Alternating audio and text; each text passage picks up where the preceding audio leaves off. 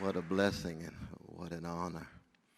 What a privilege to be here, invited by the Palestine Center to talk about my very, very dear friend and brother, Edward Said. I want to salute first the leadership of this grand institution, the Jerusalem Fund, and all the various activities associated with the branches and institutions.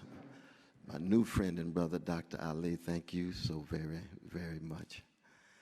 And similarly so for my new sister, Zaina Azam, and also Sister Samara Al-Qasim has been very important facilitating my coming. And anytime I get a chance to talk about a close friend who happened to be the greatest public intellectual in the American empire in the latter part of the 20th century, who happened to be Palestinian too, that cuts against the grain in the history of the USA. But also anytime I get a chance to speak out against any crime against humanity, and I do consider the vicious Israeli occupation of precious Palestinians as a crime against humanity. It's a moral issue. I speak as a revolutionary Christian, so it's a moral issue, it's a spiritual issue. I think any occupation, be it Tibet under the Chinese, if it were Jews under anybody, I would be here too. It's a moral and spiritual issue. And this is what America and the world need to come to terms with. You all have a sense of what happened at the UN yesterday with the raising of the flag, trying to keep visible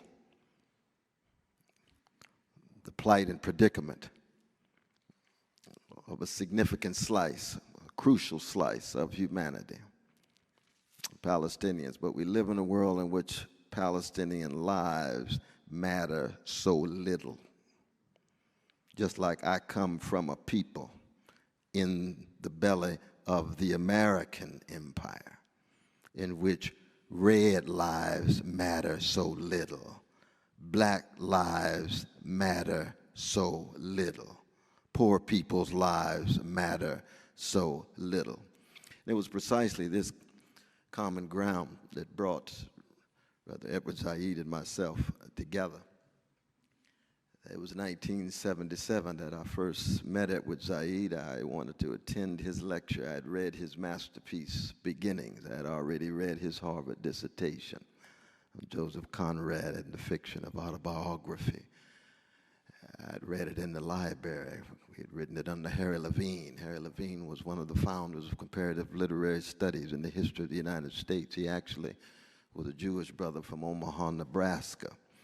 But he headed Comp Lit. Edward had worked with Harry Levine, of course, coming out of Princeton undergrad and studying with Arthur Zathmary and the great Blackmer, Richard Blackmer, one of the finest literary critics. Never went to college, but a college went through him.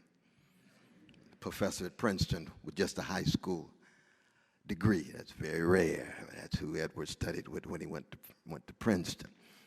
But I had to meet this Edward Said because I could tell he was a dynamo. I was 23 years old. And he was, at that time, he was 42. He was born in 1935, I think November the 1st, 1935. And I was in no way disappointed. He was lecturing on Georg Lukács's History in Class Consciousness. And then he moved to Antonio Gramsci's Prison Notebooks. Then he'd move back to Flaubert's Sentimental Education, and he would move back to his favorite, Joseph Conrad again. And right after the lecture, I said, I said, my brother, we need to spend some time together. So I'm a cognac man. What do you drink? And he was so kind. He realized now, 23 years old, black brother, New York City, straight from Cambridge, Palestinian brother teaching. we came together, and we remain together. I recall when he sent me the manuscript of Orientalism, I said, "You've written a masterpiece, but I'm still listening for the voices of the dominated. You're too obsessed with the dominators. You come from an education that looks top down. I come from an orientation that's bottom up. So I want to know what the counter voices are, the counter forces are in the constitution of this deeply dehumanizing discourse called Orientalism that would devalue and demean the rich humanity and decency of those constituted outside of the West as Orientals on the east side of the globe." He said, "I appreciate that critique, brother. I got another book coming. The Question of Palestine, yes. Covering Islam, yes. Let's get into it." Hear the counter voices after the last sky, the counter voices, so that anytime we talk about the structures that subordinate, we want to hear the agency of those who are reacting and responding in such a way that those structures are always contingent, tentative, provisional, and therefore subject for transformation. Now, he told me, so, "Well, you know, Noam Chomsky wrote me a letter very similar like that. He was very critical of that text." And I still have Brother Edwards' letter to me. And I say this not in order to somehow elevate myself in relation to him. I'm just a fellow freedom fighter. We don't compete with each other. I come from the black tradition that says, lift every voice, whatever your voice is. But it's only your voice, like your fingerprint. It is distinctively and uniquely yours. And Edward Said had a very distinctive and unique voice. He was the last great humanist intellectual in the American empire. And by humanist, what I mean is those who go back to the legacy of Athens on the one hand, Jerusalem on the other, and begin with what the Latins call humando, echoes of the 12th paragraph of Vico's The New Science, that third edition in 1744-5, not that first one, where Vico says, humanistic studies begins with humando, and humando in Latin means burying and burial. And the very act of burying, which is a displacement that generates mourning and the need for the objectifying of grief, connected to memory, which is tied to language, but first and foremost, guttural cries, wrenching moans, and visceral groans that are transfigured into language. And here our Jewish brothers and sisters are very helpful. There's a wonderful moment in the Talmud where they say the fundamental human responses to deep suffering is first tears, then silence, then song. And it's no accident that for Vico, the first human language was poetic language linked to music. And Edward, of course, the great musician that he was, classical musician that he was, he played beautiful Brahms, beautiful Beethoven, unbelievable. And his writings, musical elaborations, wonderful text on the limits of music. He was very attentive to this issue of humando.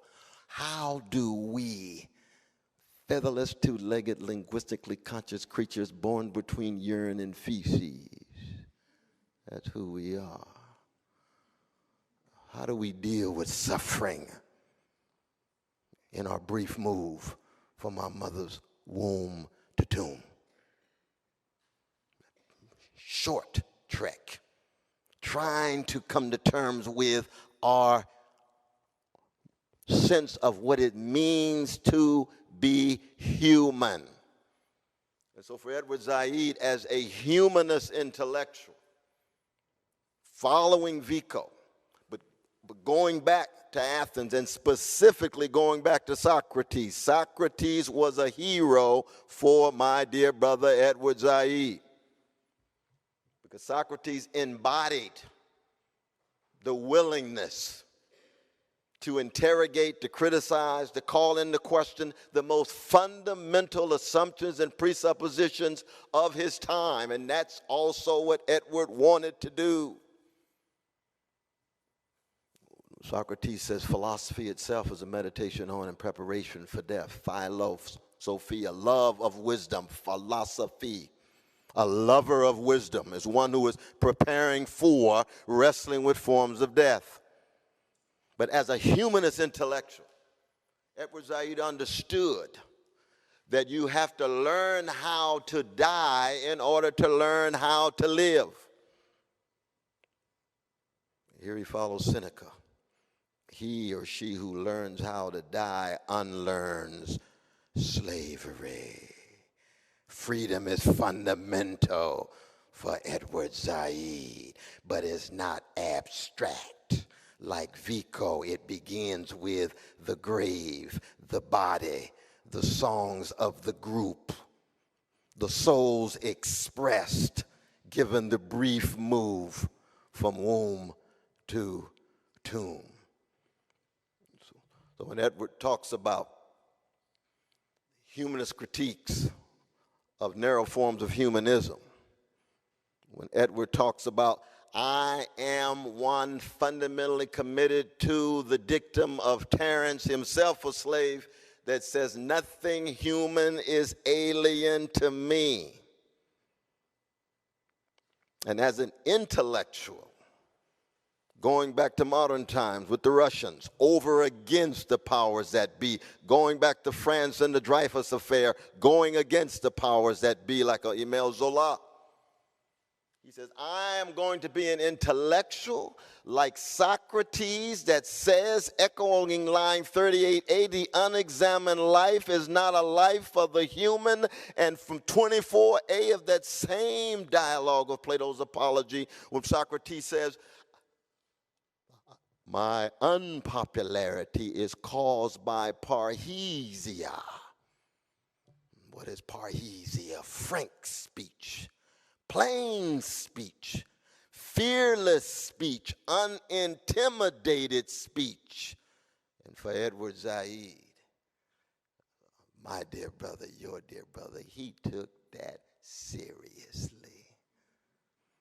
He said, I am going to so thoroughly examine and interrogate myself, my society, my world, the structures of domination, the forms of oppression, but also the structures of feeling. What sets of prejudices and presuppositions are at work? Because anytime you give up assumption, presupposition, anytime you give up a dogma or doctrine, it's a form of death.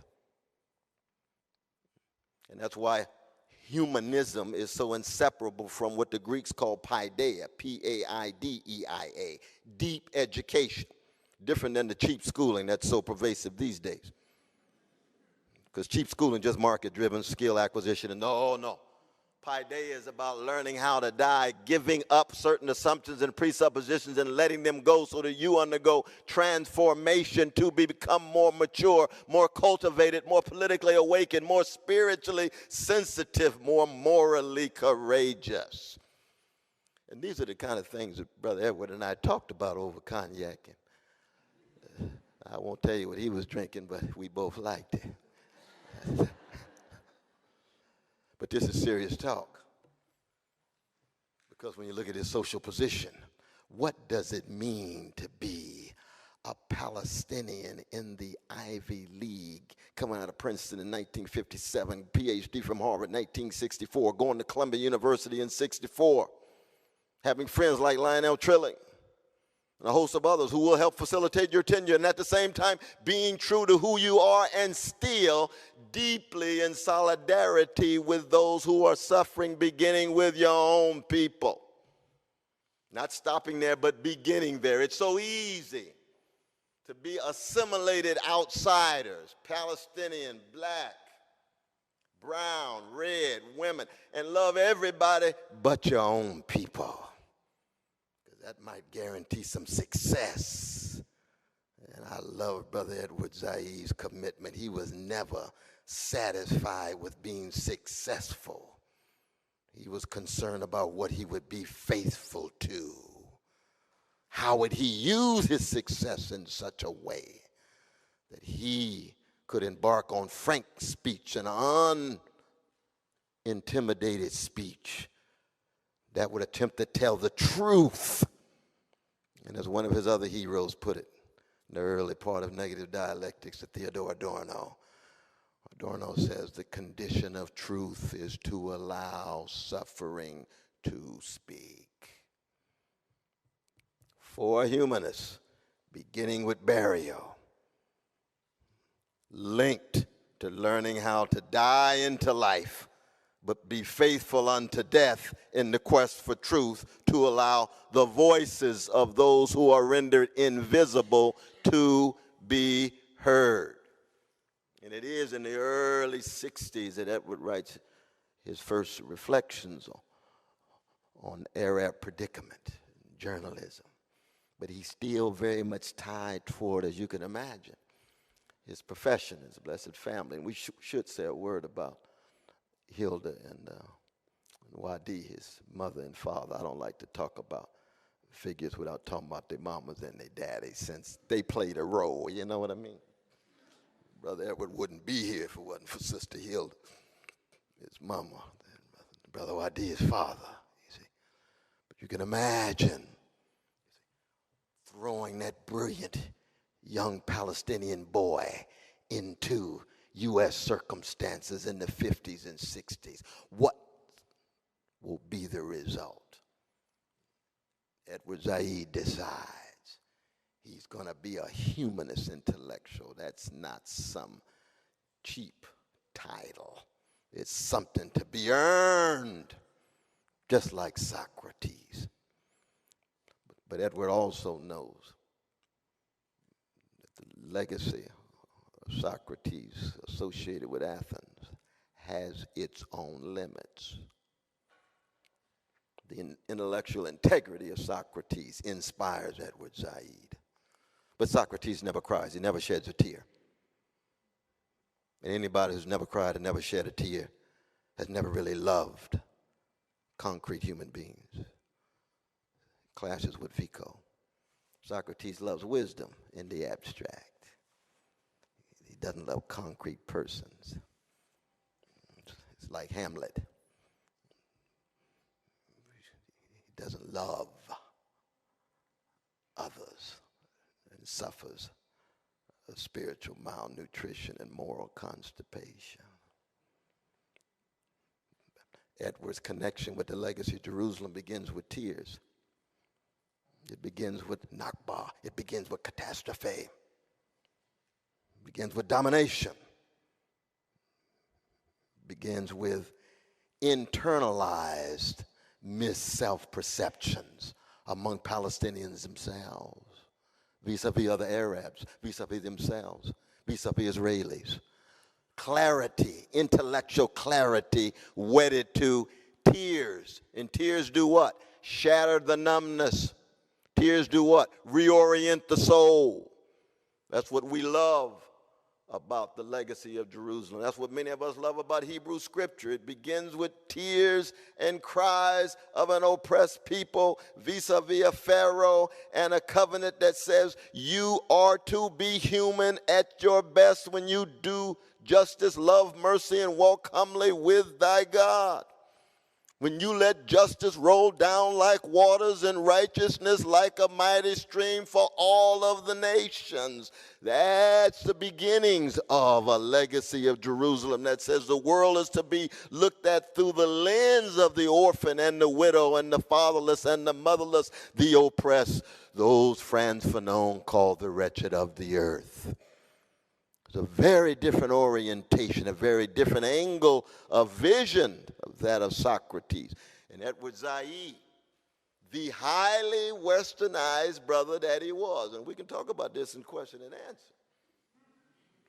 Because I meet a lot of young folk these days, you know, and they say, well, that brother Edward Said,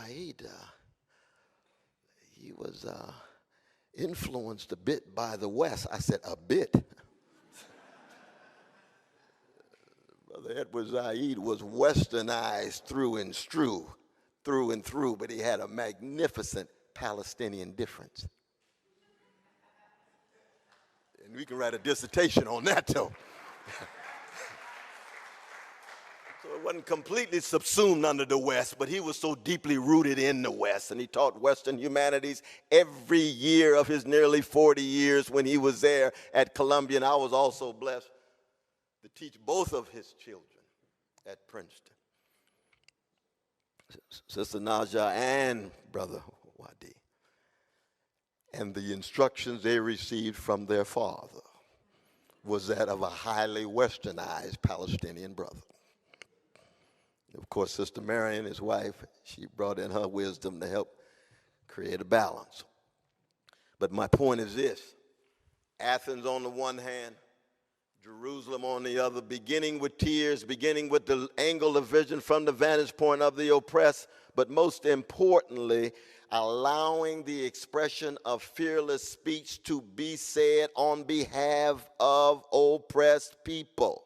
What does that mean for a Palestinian in the 1960s and 70s? What's going on in the world? Well, you can imagine Soviet Empire on the one hand, American Empire on the other. Europe, the age of Europe is over. Europe is now a divided continent in the 40s.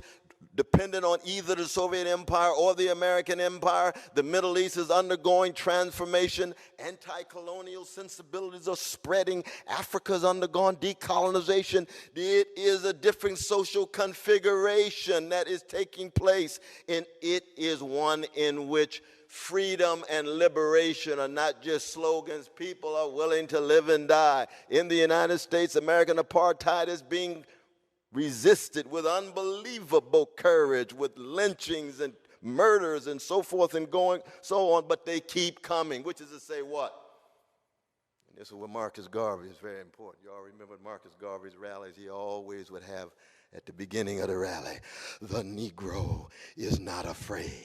Even if they're sitting there shaking, even if they're shaking sometimes, the Negro is not afraid. Why is that important? Because in the Middle East, in Africa, in other parts of the world, the oppressed people begin to straighten their backs up and say, we have broken the back of fear. We're willing to tell the truth about our suffering. We're willing to organize and mobilize. We're willing to die. We're willing to go to jail. We're willing to stay in the streets. We are not satisfied with becoming well adjusted to injustice. That's called a hot moment. It's hard to imagine. We've been living in an ice age for 35 years.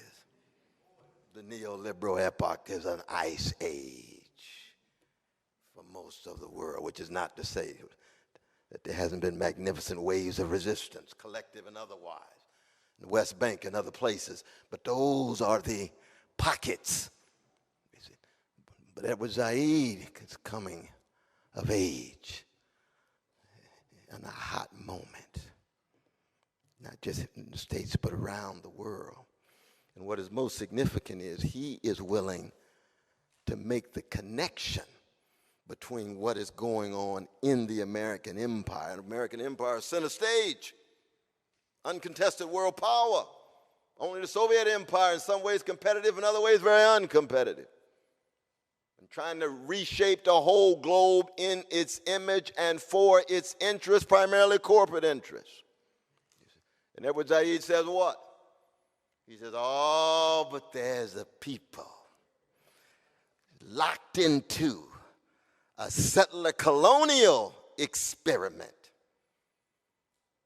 Complicated because it's one of precious Jewish brothers and sisters who jump out of the burning buildings of Jew-hating Europe, but they land on the backs of some Arabs, and they act as if these Arabs don't exist. They act as if there's land but no people, but that's a lie. That's a lie. And so And the world is emerging in such a way that who can deny the depths of the evil and the suffering of millions of Jewish brothers and sisters in barbaric and bestial modern civilized Europe, the land of Beethoven and Goethe and Brahms and Schleiermacher and Nietzsche and so forth. No, Hitler is for real. So they land on the backs of these people and their humanity is rendered invisible. And Edward Said says, no, the condition of truth is to allow suffering to speak. We got to ensure that their voices, both from the grave and from the quick, has a role and place in this historical moment. And I could speak for hours about the depth and scope of his courage. The death threats. Each time you go to his office, he got bodyguards because they're trying to kill him in his office at Columbia University. We marching against the New York Times. We were talking about this in 1982 with the ugly invasion of Lebanon. The New York Times wouldn't even use the word occupation. Oh no, that's ideologically biased. Please.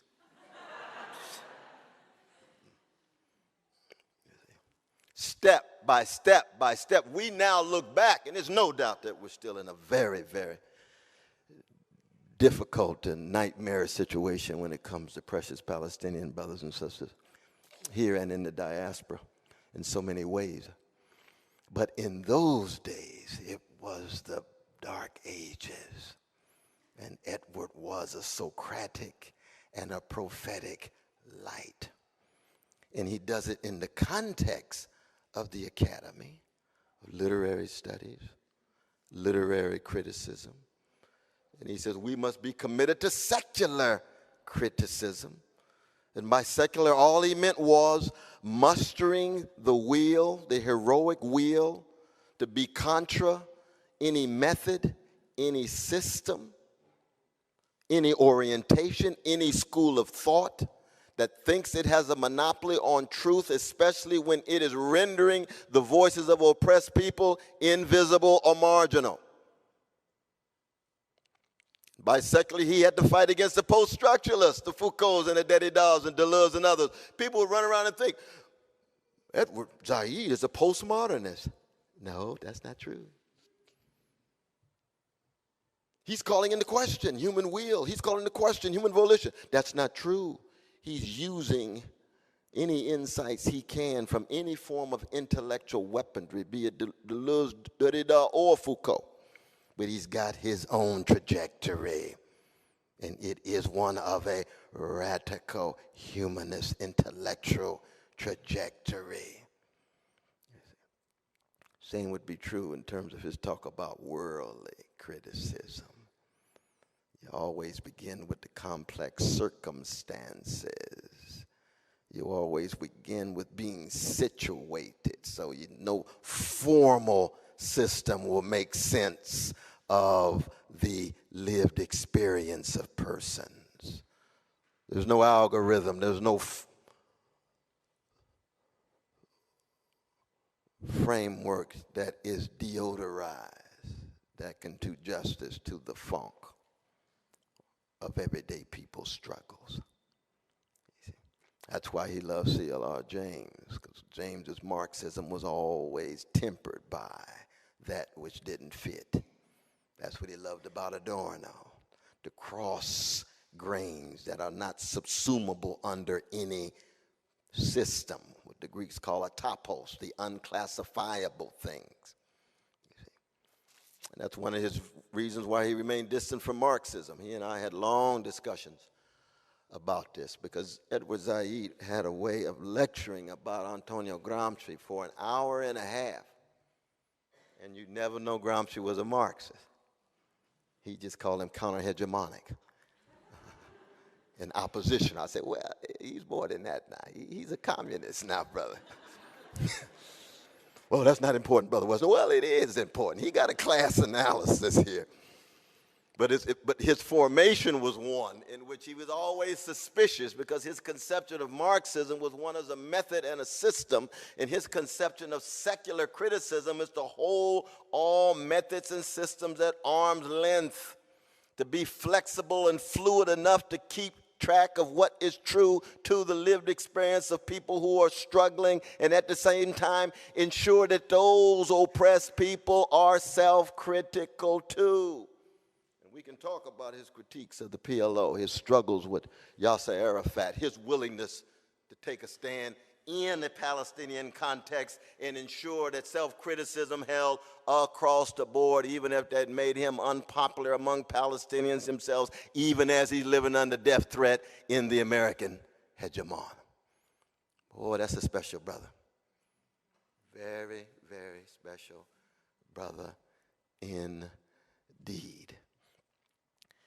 He and I had deep struggles over popular culture, and I think when we talk about Edward Said and all of his genius and all of his capacious imagination, there are a number of blind spots. I want to just note one or two before we move into the present situation.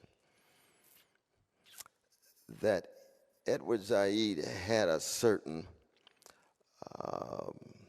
disparaging view of popular culture. He was a highbrow radical humanist. He thought Adorno was right about jazz, which upset me deeply. Adorno had a very, very negative view about jazz. He didn't see the genius bubbling up from Louis Armstrong and Duke Ellington and Sarah Vaughan and John Coltrane and Miles Davis. But the jazz that he was talking about was Glenn Miller, so I could understand. You just have to be very mindful of which particular slices of jazz you're talking about. Somebody write a dissertation on Kenny G and say jazz is not worth spending a lot of time. I understand. Okay, fine. Listen to a little Coltrane, straighten you out. But it was popular culture in general. And this is very interesting, because really it was the first time I saw Edward embrace popular culture when he wrote about Palestinian culture. You can't write about After the Last Sky. You can't write about the poetry. You can't write about the songs unless you immerse yourself in not just highbrow humanist culture, but the genius that's flowing from below as well. And I tried to catch him on this. He said, well, I'm talking about Palestine. I'm not talking about America. Because he followed Adorno. America's about mass culture. Popular culture is mass culture, manipulated from above, market-driven, tied to instant gratification, body stimulation, and titillation. And he's right about much of American popular culture, but that's not all of it. That's not all of it. But the challenge is, especially with the younger generation, this was a challenge that he had for the younger generation, who have been so shaped by popular culture. How will you connect with them if your discourse is centered on Jane Austen and Flaubert and Gramsci and Kafka and T.S. Eliot, and does not in any way have something to say about the popular artists of the day? It could be a Bob Dylan or a Carole King. It could be Gil Scott-Heron or the Last Poets, or the Cornel West theory these days. We got Brother Tim Hicks, who's one of the leaders of the Cornel West theory. And I say that not because they named the group after me, but because they are telling some musical truths from the bottom up, with Mumia Abu-Jamal and Angela Davis and others on the album, making that connection. It's a challenge for Edward Said's legacy. Very difficult challenge, it seems to me. And at the same time, given the changes that have taken place since he died, September 2003, both in the United States as well as in the Middle East, you see, how do we keep his legacy alive? Speaking truth to power, self-critically, bearing witness, tied to the most sophisticated analysis of the day, of the economy, of culture, but also of self-transformation. Edward was in no way hermetic or privatistic, but he was deeply individualistic in terms of style, and sometimes very lonely and isolated. But how do you keep his legacy alive in a moment in which the market now saturates every nook and cranny of our culture, including the academy, with the corporatizing, commercializing, and marketizing taking place in the academy? Very different kind of academy that Edward Said was a part of. In a culture in which everything is for sale, everybody's for sale. Not just here, but in the Middle East too. The need, the muster, the courage to think critically, the courage to empathize, the courage to organize, the courage to hope, more and more difficult in such a market-saturated society, empire, and world. And then the other blind spot of Edward Said, which is that of religion. You can tell by his name, Edward. He's named after the Prince of Wales, Edward VIII. He was very popular in 1935 when he was born. He grew up Episcopalian. The grandfather was a Baptist missionary. He married a Quaker. His own formation vis-a-vis religion was one that he pushed back in regard to any religious identity and affiliation. But in the most market-saturated moment in the history of the species, our moment is also the moment in which religious revivals escalate and intensify. And therefore, an analysis of both market and religion, which go hand in hand, are necessary. But Edward himself, secular, and when it came to religion usually meant for him blind dogma. And I would tell him over and over again, my dear brother, you're wrong. You're wrong. See, Malcolm X was a revolutionary Muslim because he grew mature. He learned how to die in order to learn how to live. He called into question dogma and doctrine and remained a Muslim. Martin Luther King Jr. called into question dogma, doctrine, elements of himself, but he remained a revolutionary Christian. Bell Hooks, revolutionary Buddhist, we can go on and on. And Edward would always tell me, he said, Brother West, 95% of what you and I do together convinces me that you're thoroughly secular. I said, no, brother, I'm a Jesus-loving free black man. Now, don't try to subsume me under your secular project. And I just add a quick footnote. When we got the call in September 1991 that he had leukemia, and we cried tears, and I called him up. I said, my brother, I'm going to bring some prayer warriors to your house. James Ford, one of the greatest preachers and pastors of the 20th century, pastor of Riverside Church.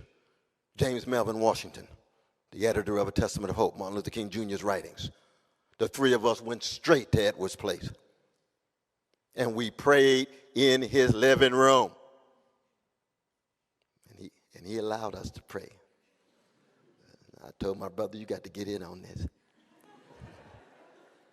And Marion said, I think that's a good idea, Edward. And it was quite a moment. The radically secular Edward Said, with three Jesus-loving free black men. And he knew he was about to love because we loved him. Expressed the yearning. September 1991, he dies.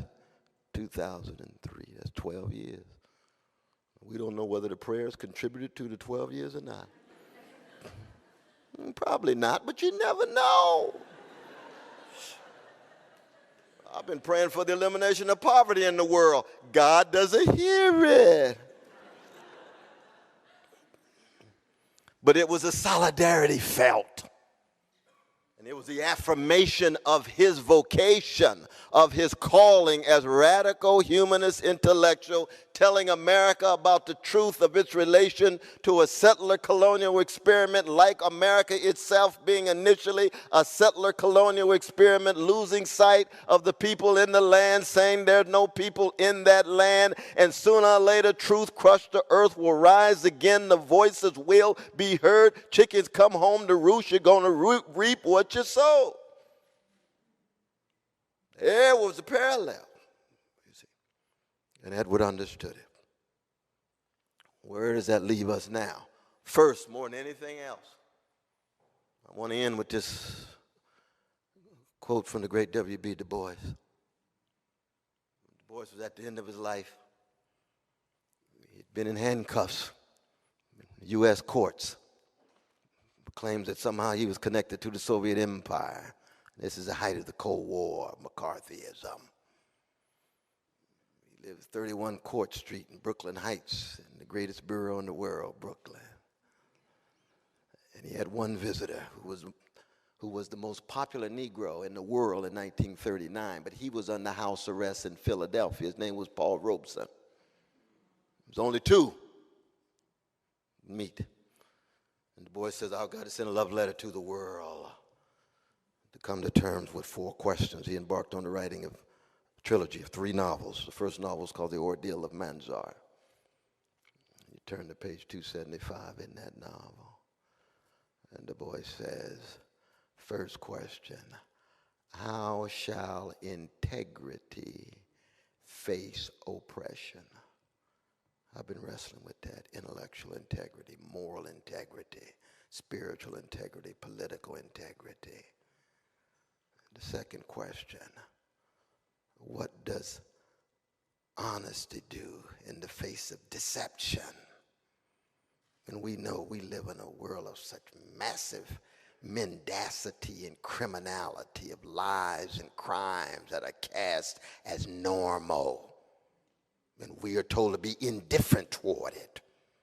The third question, what does decency do in the face of insult? And the last query, what does virtue do to meet brute force? Edward Said, the best sense of the radical humanist intellectual tradition, exemplified an integrity in the face of oppression. His whole life. Intellectual integrity, moral integrity. Integrity is not purity. Integrity is not being always right. It's what Jane Austen called constancy. And Edward has a fascinating essay on Jane Austen. Dialectical, it's a critique. But constancy, having the courage of your convictions regardless of the cost, to take a risk. Honesty, sheer intellectual honesty. Bernard Lewis, quit lying. That's probably what he was saying. No matter how much erudition you got, the bias, the tilt, the hermeneutical orientation that you have loses sight of the humanity of Arabs and Palestinians in a significant way. Quit lying and be honest. Hermeneutics of honesty. Edward Said tried to be honest. Decency in the face of insult. All of the various narratives and analyses. We see it today. Can you imagine 500 babies being killed in 50 days and there not being a wave of righteous indignation in every corner of the country or globe? It's indecent that that could take place and there not be those kinds of waves of moral outrage and holy anger. Said says honesty in the face of insult. You're disrespecting the folk to have that kind of relative silence, given the dominance of certain conceptions of what's going on in the Middle East that allows the Israeli Defense Forces to do what they want in the name of self-defense. No, there's some moral limits. No, there's some ethical constraints. And there's some imbalance and asymmetry of power and domination when you're talking about the clash of those peoples. And last but not least,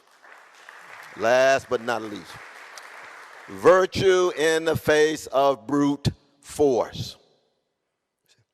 The Zaid, very much like those of us in the Black Freedom Movement, we understood that when you talk about intellectual work, it's never just academic and abstract. Because when you take a stand, you better be willing to die, because the repressive apparatus of the nation states coming at you will generate not just character assassination, but actual assassination. Brute force. Something that's hard for many of our mainstream liberal and neoliberal intellectuals to come to terms with, because brute force is not part of their world. When I'm told there's over 1,000 white supremacist militia groups operating in America, and my name happens to be on half of them, that's not an abstract issue. My mama loves me. When Zaid had to deal with the vicious attacks and threats, that's not an abstract issue. Miriam, Cornel, Naja, and Wadi loved him. We stand right with him because we loved him. That's what we're talking about. That's what Du Bois is talking about. That is part of the undeniable greatness. And by greatness, I don't mean Alexander the Great. I don't mean Napoleon. I don't mean Julius Caesar. I'm saying he or she is greatest among you, who attempt to serve in the form of the gifts that they have, such that truth-telling and witness-bearing can be a force for real good, to use the language of John Coltrane, in the short time that we are here. And that's what is so magnificent about our brother, our comrade, our grand intellectual friend, Edward Zaid. Thank you all so very much.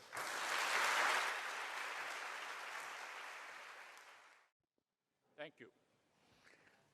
And thank you, Brother West, for this most eloquent tribute to Dr. Edward Said. I am sure that he is smiling. I also thank you for your expressions of solidarity with the Palestinian people. I don't think that anyone could have paid tribute to Edward Said better than you have done. I don't think that anybody can articulate the solidarity with the Palestinians at this particular time than you have done so. Thank you again. Wow, thank you, sir. Thank you so very much. I appreciate that.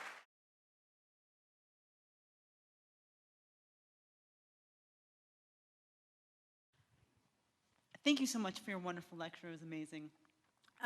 What part of Edward Said's work actually influenced the way that you write academically or teach, and in what ways has he influenced your general work? Thanks. Oh, thank you for the kind words, though.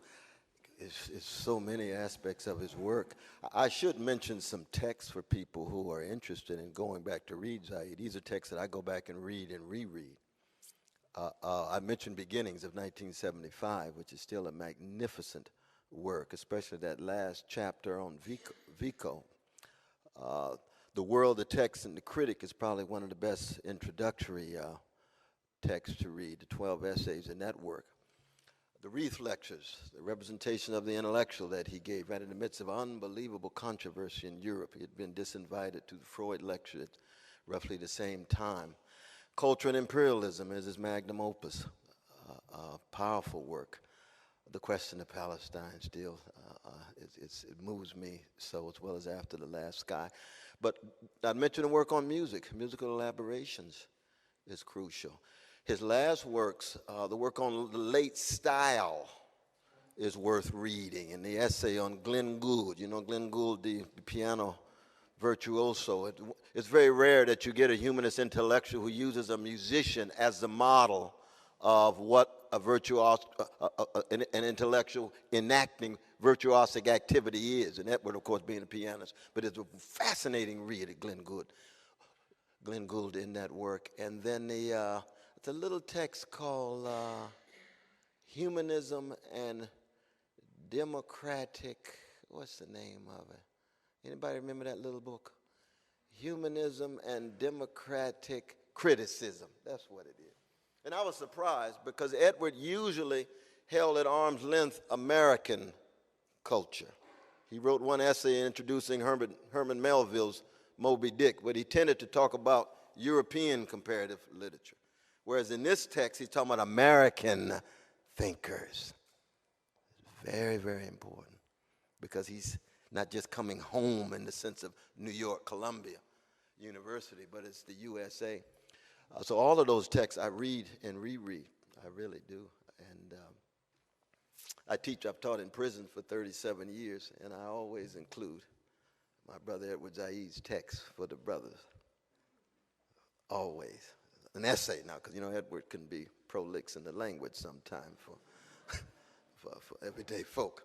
But that's a kind of brief answer to your question. Thank you very much. We'll take a question from the right. Hello, Brother West. How you doing, my brother? I'm good. How are you? Oh, I'm blessed to be here, man. So I was fortunate enough to hear you speak a few years ago at Tufts University, and you spoke about Black prophetic tradition. Yeah.